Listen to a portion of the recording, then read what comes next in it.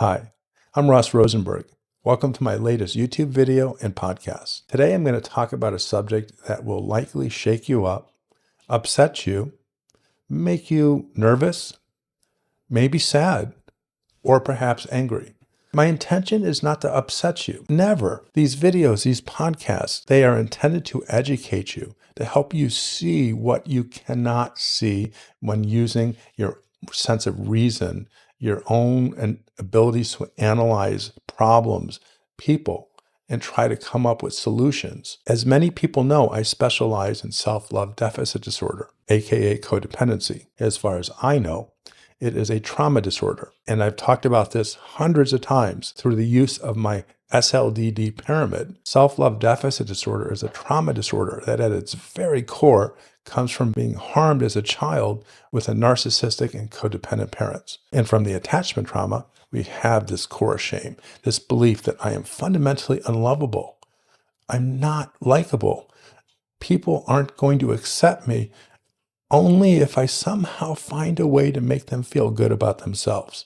If I can just mold myself into the right person and be a human doing instead of a human being, everything will be fine. If I can solve the problem of the narcissist around me, solve the problem of anyone around me, I will be loved. But if I'm just myself, just me as I am, this SLD, a person who is self-love deficient, I'm not lovable. That's core shame. From the core shame is existential loneliness. And that is bone-aching pain. Bone-aching pain. It is the belief that living your life by yourself, for yourself, only results in intense loneliness, despair, insecurity, anxiety. The idea of being by yourself, it's painful. Not only have I experienced that, but every SLD or every codependent I've worked with knows that. Pathological loneliness is like a withdrawal symptom of an addiction. And the addiction is to a relationship. Because if you are in a relationship, then that core shame kind of goes away a little bit, and the loneliness goes away a lot. And if you are not in a relationship, it's like no differently than alcohol or heroin. It is an addiction, and you will go through this searing pain of loneliness. And this is self-love deficit disorder. So what I want to talk to you about in this video, in this podcast, is this idea that you might believe you are healing. You might believe you are evolving. You might believe that you're getting it together, when in fact, you're not.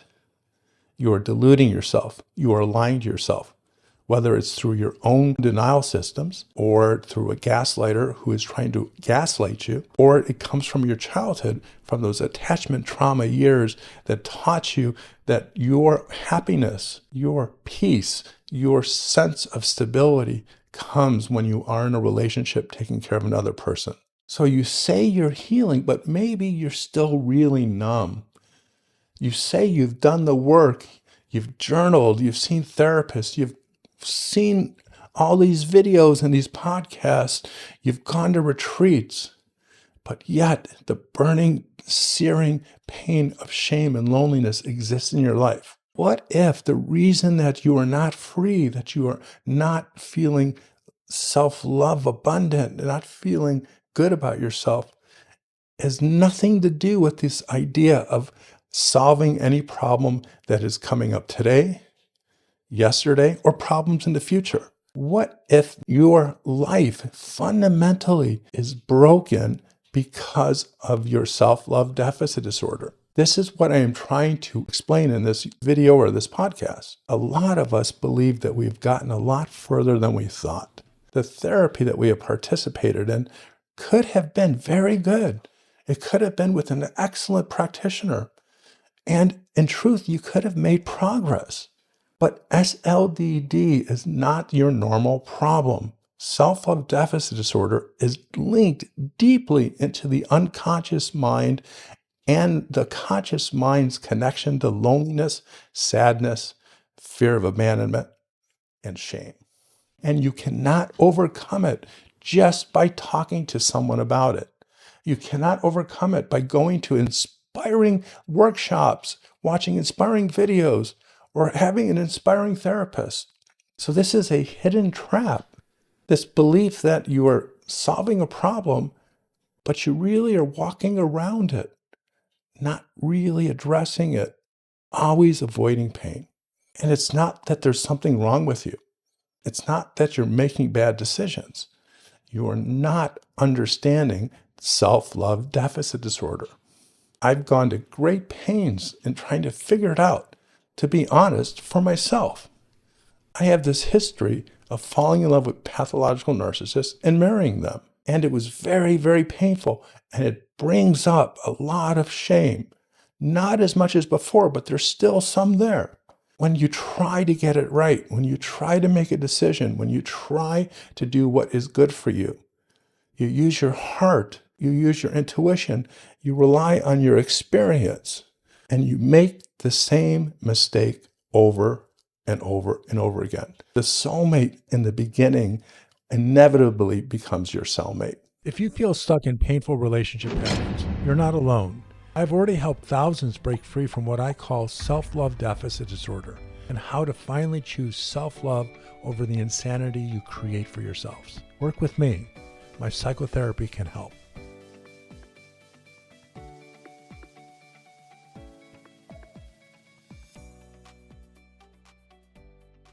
So what do we have to do? Well, this is what this video is about. This video is about how to get yourself oriented towards the solution. It won't answer all your questions, but it will put you on the right track. The first is understanding your denial. Someone taught me this a long time ago. It used to make people laugh when I would give workshops or presentations, and it's 90% correct, but bear with me. This is about denial, and understanding denial, we need to understand it as an acronym. This is the incorrect part. Pay attention. Don't even know I am lying. Except for one word, it fits perfectly. So let's ignore that one word. Denial is not something that happens to us. It's not something that we do. It's bigger. It's deeper. It's more pervasive. It's the symptom. It's the condition that self-love deficit disorder thrives in. It is disassociation.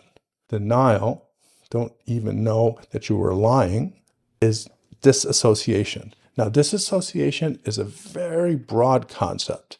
In its extreme, it represents some very serious mental health disorders. But we are not talking about that type of disassociation. We are talking about the type that makes us not feel, not think about, not be aware of the pain we're in, the choices that we make, and then engenders disbelief that we are doing well, or at least we are doing as best as we can. There are people that go to therapy once a week, go to Codependency Anonymous once a week, that are on medication for mental health disorders, that watch YouTube videos and listen to podcasts, and they believe they're healed. What really is the situation is that they have learned about whatever problem they have, and they have talked themselves into believing it has gone away. But you cannot solve a problem just by accepting facts, even the facts that I am teaching you today. It's not possible. You can't solve a problem through supportive environments, psychotherapy, group therapy, church, synagogue. It's not possible to solve a problem that is caused by deep, searing trauma that creates the core shame and the pathological loneliness. The trauma occurred when we were children. Every SLD I know, every one, they have attachment trauma. In other words, everyone has a story of being a child to a parent who is a pathological narcissist. And if raised in a two-parent household, they have a story of also having a codependent or an SLD other parent. And that child, for some reason that might be obvious or unclear, they found a way out of the pain. They became the golden child, the favorite child, the child that made the narcissist happy. Or they figured out how to be the child that could fly under the radar and avoid or be excluded from the narcissist's constant barrage of harm, abuse, they were able to mold themselves into what their narcissistic parent needed them to be so that they would be happy. It's the child that becomes a gift to the narcissist. This child, the future SLD, the future codependent, was able to shut off the natural developmental process of being a child and go into survival mode, figure out what to be or not to be, so that they are the loved ones, or at very least, they are the ones that don't upset the narcissist. And that is how they survived. And this occurs at a very, very early age. I suspect as early as being a toddler. It is this belief, it is this natural reflex that if I can just figure out what makes this narcissist happy or what makes him not mad, I will be loved, I will be accepted. But it's really never love. It's conditional love. And sometimes it's not even love. It's conditional attention. And that is not love. But to the child who's going to be the adult SLD, they don't know what love is. They associate love as being important to someone, as making someone happy, as making someone like you, as making someone not mad. In this crucible of a childhood, they molded their adult selves to become the same type of individual, but in relationships with other narcissists. So if you're an SLD watching this video, listening to this podcast, and you believe that you've been on this healing journey and you are making progress, but you have not left your narcissist, you have not addressed the trap that keeps you with your narcissist, you have not looked into your own denial systems, your own lying, how you fool yourself and how you trick yourself to believe that this is where you're supposed to be and this is about being a dutiful husband or wife or partner, a dutiful parent, and being just a good person. You are in deep denial. You are lying to yourself. You are disassociated. If you were not disassociated, you would know the pain. You would know there's no solutions. There is not a solution to the problem with a narcissist.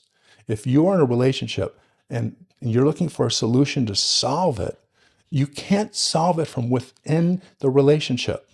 There is nothing you can do that will make the narcissist be less mean, less nasty, less harmful, less controlling. You can in the short term, of course you can, but in the long term, you can't escape. And if you look at the problem as being caused by the narcissist, big, bad, nasty narcissist, as most videos and podcasts will tell you, and if you get angry and you build up your resentment and you fill your mind with knowledge, information, statistics about narcissists, that won't help either. It doesn't matter how much you know. It doesn't matter if you got a PhD. It didn't matter to me. I have a master's degree. I had a bunch of letters after my name. I was still blindly falling for the same type of person. As my therapist once said years ago, I was falling in love with the same person, but with a different face.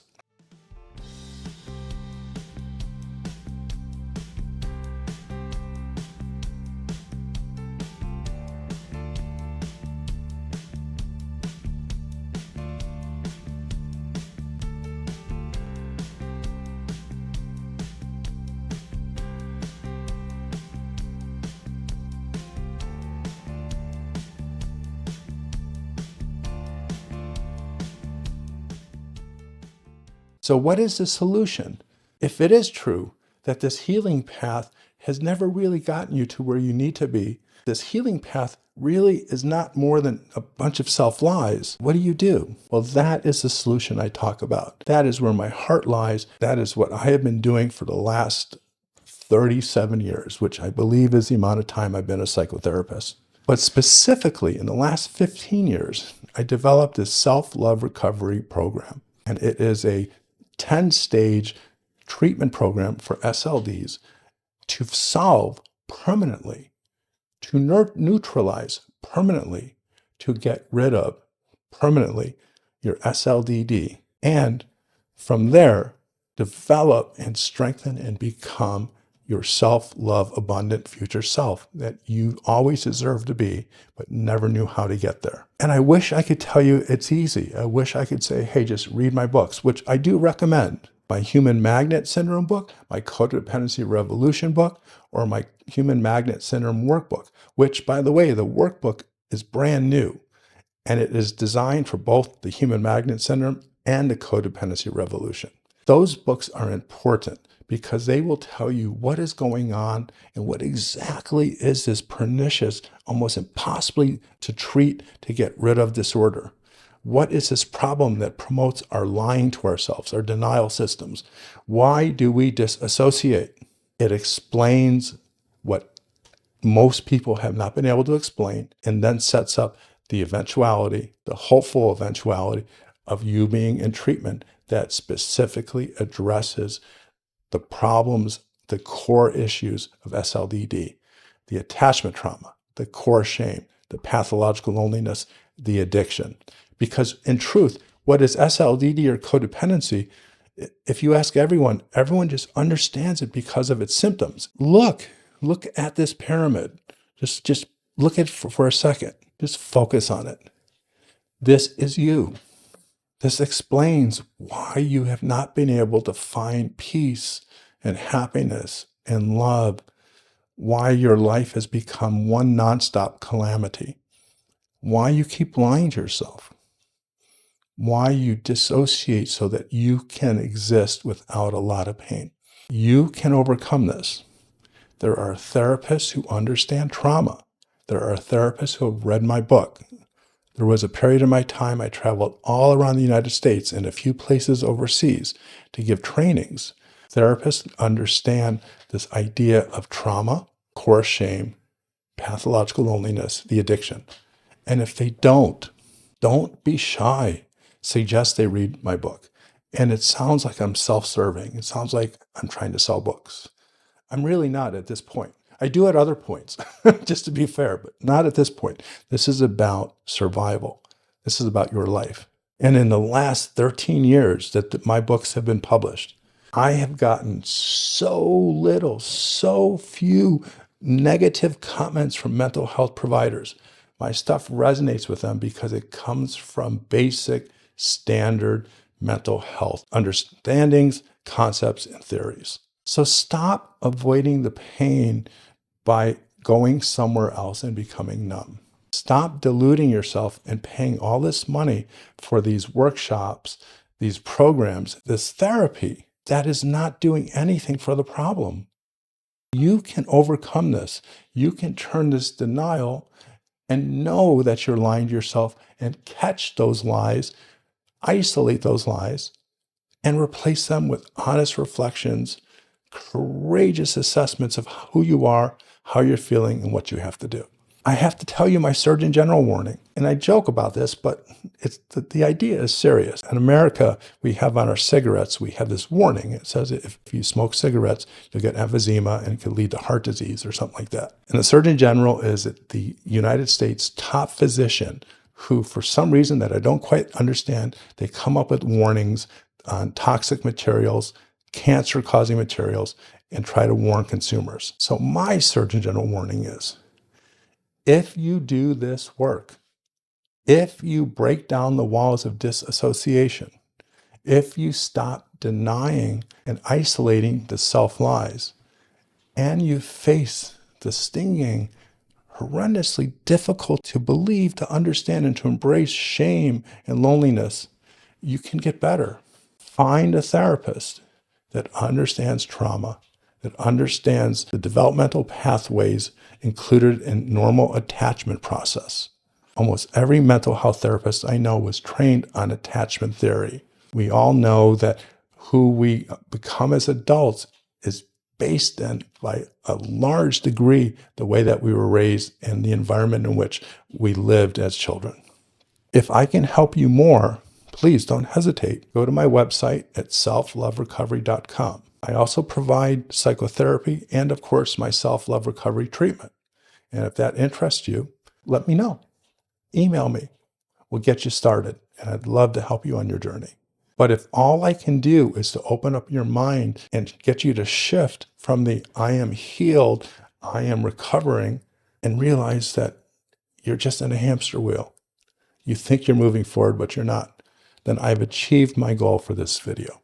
So take care and be well. And don't ever forget your birthright for self-love.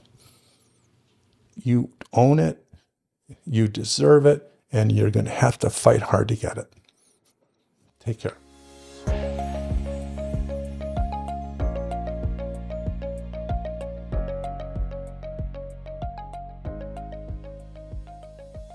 If you feel stuck in painful relationship patterns, you're not alone.